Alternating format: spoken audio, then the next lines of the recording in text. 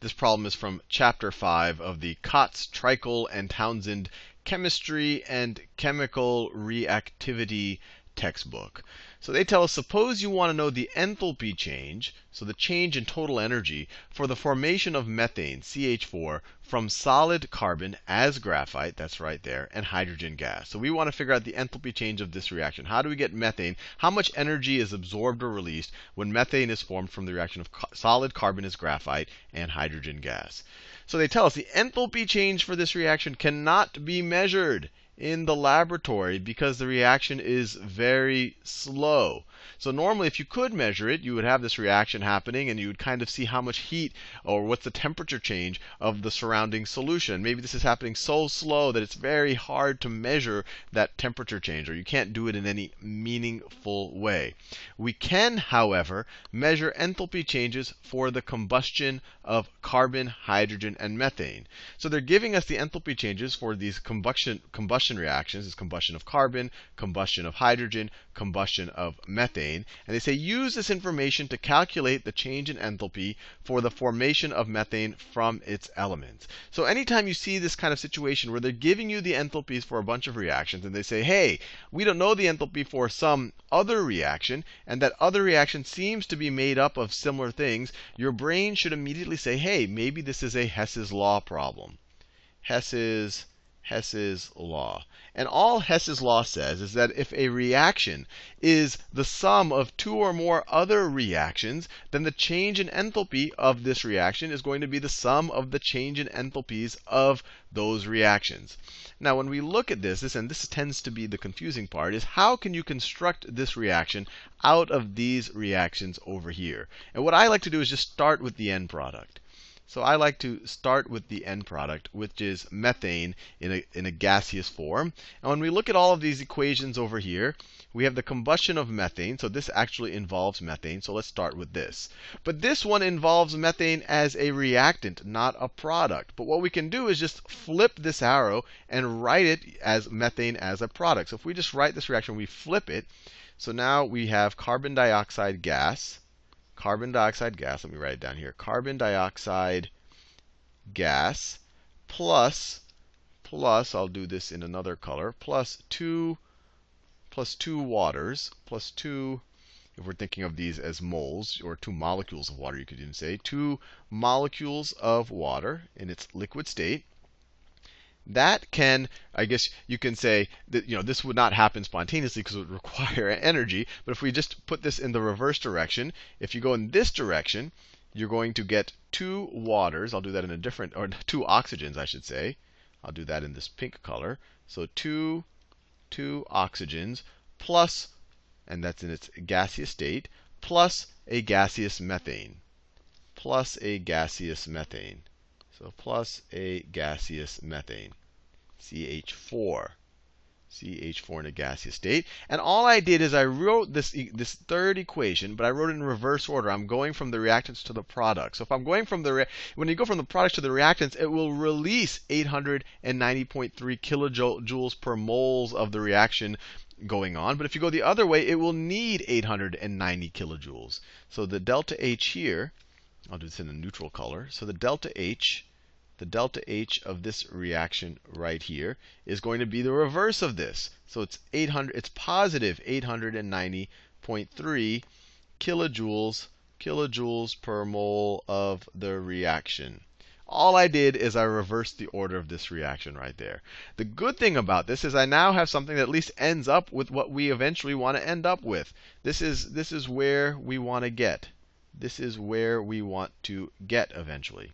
Now, if we want to get there eventually, we need to, at some point, have some carbon dioxide, and we have to have, at some point, some water to deal with. So how can we get carbon dioxide, and how can we get water? Well, these two reactions right here, this combustion reaction gives us carbon dioxide. This combustion reaction gives us water. So we could just rewrite those. Let me just rewrite them over here, and let me use some colors. So if I start with graphite, carbon in graphite form, so carbon in its graphite form, plus, I already have a color for oxygen, plus oxygen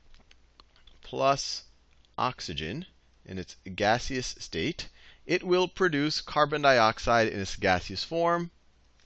it will produce carbon. No, that's a different shade of green. It will produce carbon dioxide in its gaseous form. And this reaction, so when you take the enthalpy of the carbon dioxide, and from that you subtract the enthalpy of these reactants, you get a negative number, which means this had a lower enthalpy, which means energy was released because there's now less energy in this system right here. So this is essentially how much is released. But our change in enthalpy here, our change in enthalpy of this reaction right here, that's reaction 1. I'll just rewrite it. Minus 393.5 kilojoules per mole per mole of the reaction occurring. So the reaction occurs a mole times. This would be the amount of energy that's essentially released. This is our change in enthalpy. So if this happened, we'll get our carbon dioxide. Now we also have, and so we would release this much energy, and we'd have this product to deal with. But we also now need our water. So and this reaction right here gives us our water, the combustion of hydrogen. So we have, and I haven't done hydrogen yet. So let me do hydrogen in a new color. That's not a new color. So let me do blue. So right here you have hydrogen gas. I'm just rewriting that reaction. Hydrogen gas plus 1/2 O2. Pink is my color for oxygen. 1/2 O2 gas will give us some water. Will give us H2O. Will give us some liquid water. Will give us some liquid water. Now, before I just write this number down, let's think about whether we have everything we need. To make this reaction occur, because this gets us to our final product, this gets us to the gaseous methane, we need a mole, or we can even say a molecule of carbon dioxide. And this reaction gives us exactly 1 molecule of carbon dioxide, so that's a check. And we need 2 molecules of water. Now, this reaction only gives us 1 molecule of water. So let's multiply both sides of the equation to get 2 molecules of water. So if this is a 2, we multiply this by 2. So this essentially just disappears. You multiply 1/2 by 2, you just get a 1 there. And then you put a 2 over here. So I just multiplied this second equation by 2. So I just multiplied this. This becomes a 1. This becomes a 2. And if you're doing twice as much of it, because we multiplied it by 2, the delta H now, the change in enthalpy of the reaction, is now going to be twice this. So let's get the calculator out.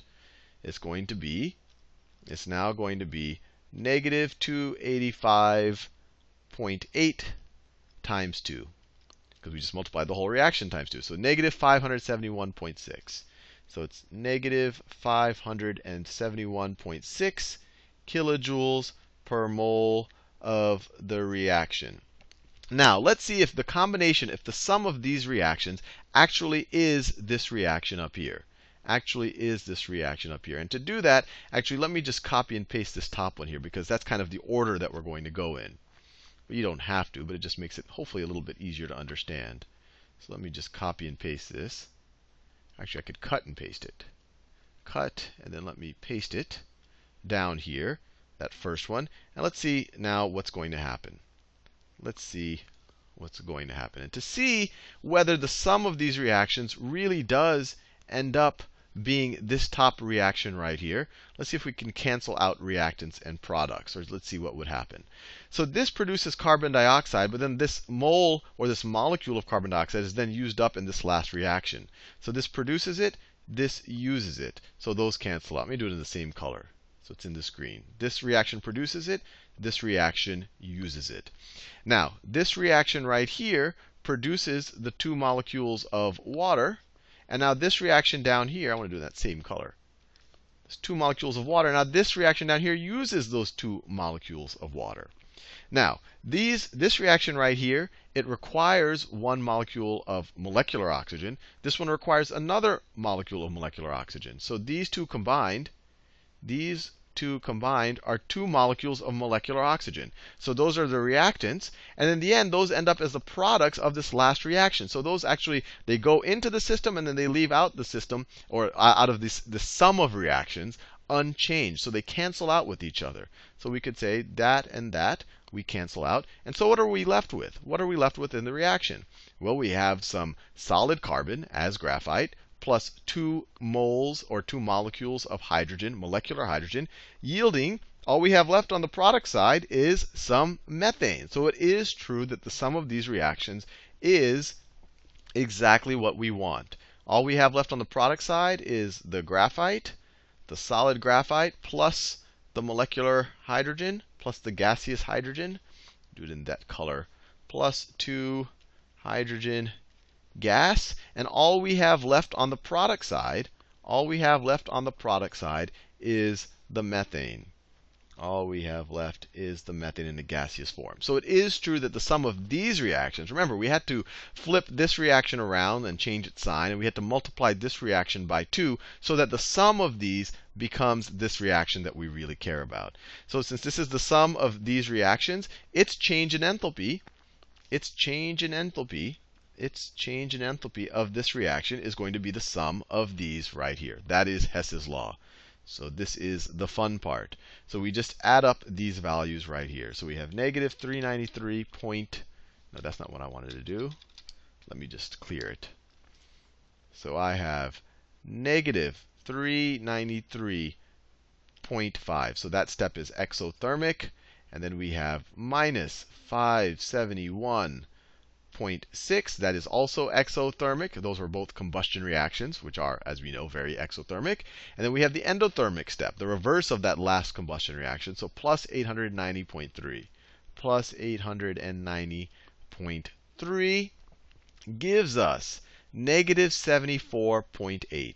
It gives us negative 74.8 kilojoules for every mole of the reaction occurring.